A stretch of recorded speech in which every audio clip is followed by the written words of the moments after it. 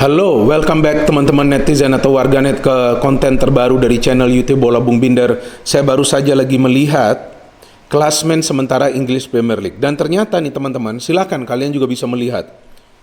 Arsenal sudah masuk ya di top half of the table. Ya, saya katakan top half karena mereka sudah sekarang menempati peringkat nomor 10 untuk sementara ya. Jadi kalau kita langsung melihat tabel ya atau klasmen sementara langsung terlihat nih Arsenal tidak seperti kemarin ya pada saat Bung Jas bercanda, gak apa-apa bercanda, jokes is okay, yang penting kita jangan saling hujat menghujat, itu yang paling penting karena kita harus respect satu sama lainnya. Klub manapun yang kita dukung, pada saat klub lawan menang tentu kita juga perlu menerima kekalahan tersebut ya, tapi Arsenal sebelumnya kan kalah terus-menerus. Nah, itu yang membuat saya juga sedih. Namun sekarang perlahan-lahan mereka sudah back on track. Saya sudah pernah jelaskan beberapa kali bagaimana Arsenal ini bisa back on track karena Arteta mulai mempercayakan pemain-pemain muda lebih sering. Daripada sebelumnya ia hanya menampilkan pemain-pemain muda ini lebih seringnya di Europa League atau juga kompetisi lainnya seperti Piala Liga. Kita tahu sebelumnya yang paling sulit untuk dihadapin Arsenal adalah serangan-serangan dari tim lawan, seringkali gol tercipta karena miskomunikasi di lini pertahanan atau juga kesalahan dari para pemain. Tapi sekarang itu tidak lagi kita lihat. Jadi ini adalah sebuah improvement yang luar biasa dilakukan Arteta. Saya kira kita juga perlu mengapresiasi Arteta yang under pressure bisa membuat perubahan. Dan teman-teman juga tahu bahwa saya konsisten dan konsekuen. Saya selalu tegaskan bahwa Arteta jangan dipecat dulu. Pelatih baru yang masuk akan membutuhkan waktu lebih lama lagi.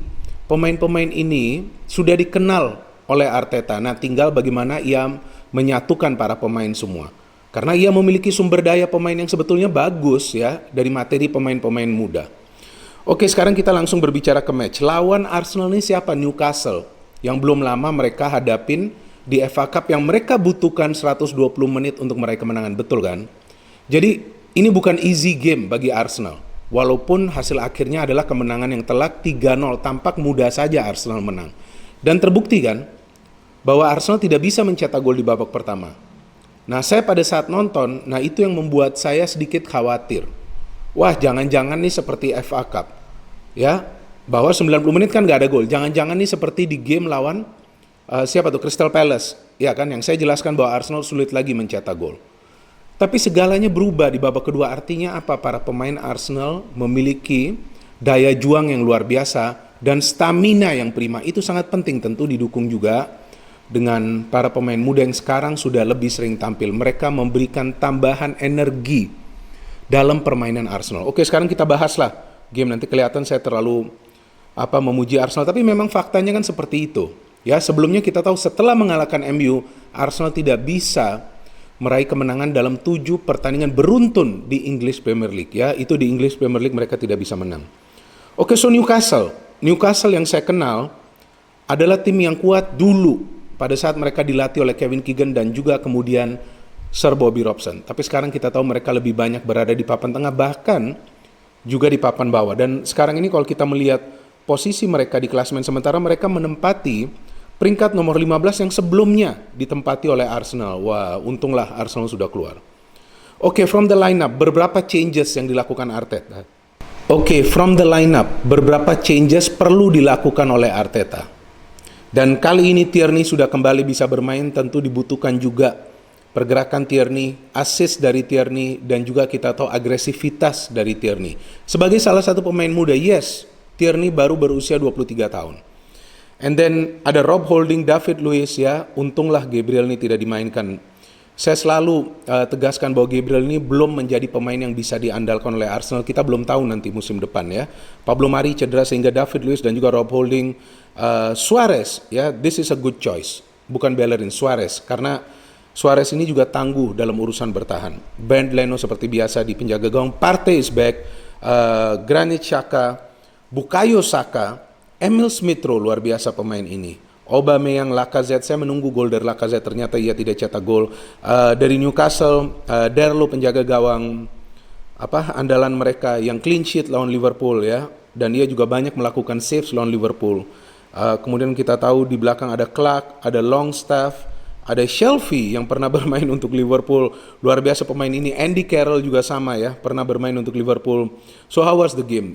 The game dari awal adalah one way traffic atau penyerangan dari satu tim saja, yakni Arsenal. Banyak peluang di babak pertama, tapi banyak peluang juga yang terbuang. Karena terlihat jelas para pemain Arsenal tergesa-gesa. Saya selalu kritisi peran dari Aubameyang ya. Pemain ini selalu muncul dari wide side atau dari wide angle, dari sisi sektor sayap ya di atas lapangan. Dan di game ini berkali-kali ia berupaya untuk mencetak gol dengan gerakan individualnya atau tendangan-tendangan yang saya kira adalah oportunis. Itu akan menyulitkan Arsenal untuk mencetak gol. Dan saya tidak melihat ada kerjasama yang baik di antara Aubameyang dengan pemain lainnya yang diandalkan di depan. Tapi pemain lainnya selalu berupaya untuk memberikan service kepada Aubameyang atau juga Lacazette. Nah ini yang saya kira perlu diimprove di next games Arsenal. Lacazette tidak bisa bermain sendirian seperti itu. Ya, ia juga memerlukan service. Walaupun di game ini juga ia beberapa kali ya tidak bisa memanfaatkan peluang yang ia peroleh. Tapi ia terus harus di feeding bola karena ia adalah main striker, right? Ia adalah natural striker yang bermain di depan. Walaupun Aubameyang faktanya lebih banyak mencetak gol. Jadi setelah berkali-kali mereka sulit mencetak gol, Aubameyang saya kira juga untuk mencari akurasi tidak mudah. Dan kita lihat satu umpan ya oleh Saka di mana terkena tiang gawang. Saya juga agak khawatir ini jangan-jangan sial nih. Tapi setelah itu Aubameyang juga melakukan shooting yang sama sekali tidak on target. Saya bingung juga, ada shooting yang deflected, di save oleh Darlow. Tapi selain itu saya kira Arsenal juga terlalu memaksakan diri karena mereka coba untuk mencetak gol di menit-menit awal. Memang tidak berhasil. So what can be done in the second half? Saya kira mungkin Arteta akan langsung melakukan pergantian di babak kedua, tapi ia tidak lakukan itu karena permainan Arsenal lagi bagus-bagusnya. Tinggal bagaimana mencetak gol dan akhirnya dalam situasi tertekan Arsenal bisa keluar melakukan counter. Ini salah satu memang cara yang terbaik ya bagi Arsenal untuk mencetak gol. Counter and counter karena mereka punya pemain-pemain yang cepat. Lacazette terlibat, Partey what a pass by Partey, long ball pass, Aubameyang skill individual, what a goal ya. Saya perlu akui ini gol yang bagus dari Aubameyang. Mengandalkan kecepatan, skill individualnya dan finishingnya ke tiang dekat. Itu tidak mudah. Terus apa yang perlu dilakukan Arsenal? Cetak gol lagi nih 1-0 ini belum aman. Dan bagus juga tuh Emil Smith Rowe. Ini pemain yang memang selalu saya tegaskan adalah future star Arsenal. Punya potensi menjadi pemain besar. Asal bisa terus dipertahankan lah oleh Arteta cara permainannya dan jangan dirubah perannya. Kita lihat Aubameyang ke Emil Smith Rowe dan Emil Smith Rowe memberikan passing yang akurat kepada Saka untuk mencetak gol.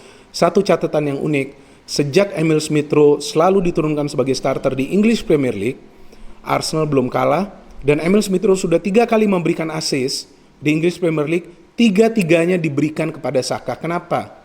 Ya, tampaknya dua pemain ini memang sudah saling kenal. Mereka berasal dari akademi Arsenal dan mereka memahami kebutuhan satu sama lainnya. Apakah skor 2-0 ini cukup bagi Arsenal?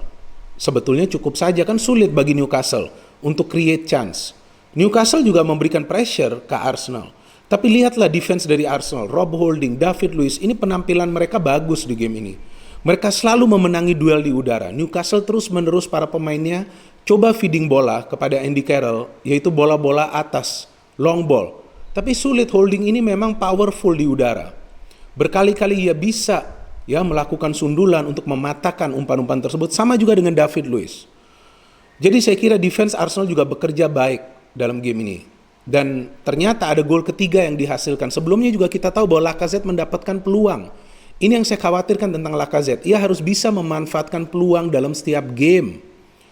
Ya kan, lawan Liverpool dia miss chances, lawan MU dia miss chances, tapi ya Arsenal menang di game itu. Di game ini juga ia miss chances. Ya kan, 2 on target, 2 off target. Yang on target itu saya kira dari Saka luar biasa umpannya. Heading masih bisa di save oleh Darlow. Oke, Darlow is actually a good goalkeeper, tapi Laka harus bisa mencetak gol, harus mulai mencetak gol. Dan kemudian ada juga shooting di dalam kotak penalti yang bisa ditahan oleh Darlow. Ada juga umpan dari Tierney, tinggal ya sontek saja tapi gagal. Ada juga di babak pertama peluang yang off target. Tapi ya ini yang ditunggu-tunggu akhirnya muncul juga. Ya saya tidak berharap juga ya gol ketiga, tapi justru bisa dihasilkan Arsenal. Suarez ya, Cedric Suarez, right? Ya, Cedric Suarez, luar biasa memang pemain ini. Saya melihat bahwa ia pemain yang tangguh dalam bertahan. Ia tidak banyak melakukan overlap, tapi ia begitu determinan. Ya akhirnya ia memberikan crossing dan Aubameyang hanya tinggal memberikan sentuhan. Ya, hanya tinggal memberikan sentuhan, just a touch, and he scored that goal. So ini kemenangan yang diperlukan Arsenal untuk terus meningkatkan kepercayaan diri para pemain. Next game akan berat lawan Southampton, tapi jika Arsenal main seperti ini, ya, determinasi tinggi tanpa kena lelah dan teamwork, ya, ini harus rapi. Di belakang nih sekarang saya terus terang perhatikan sudah rapi. Saya tidak melihat statistik bahwa mereka clean sheet terus. Teman-teman bisa melihat tangguh nih di belakang. Di depannya sedikit saja nih, ya, perlu dibenahi. Karena lawan Palace kan kita lihat mereka banyak chance tidak bisa mencetak gol. Lawan Newcastle sebelumnya di FA Cup tidak bisa mencetak gol dalam waktu normal 90 menit. Sedikit saja ini perlu dibenahi.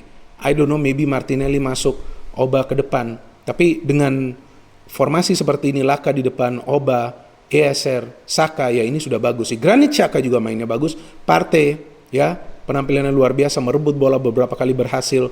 Tangguh, ada satu tendangan dari luar kotak penalti yang memang tidak on target, ya gak masalah lah, dia kan baru balik setelah cedera. Jadi Arsenal sekarang sudah berada di peringkat nomor 10 untuk sementara.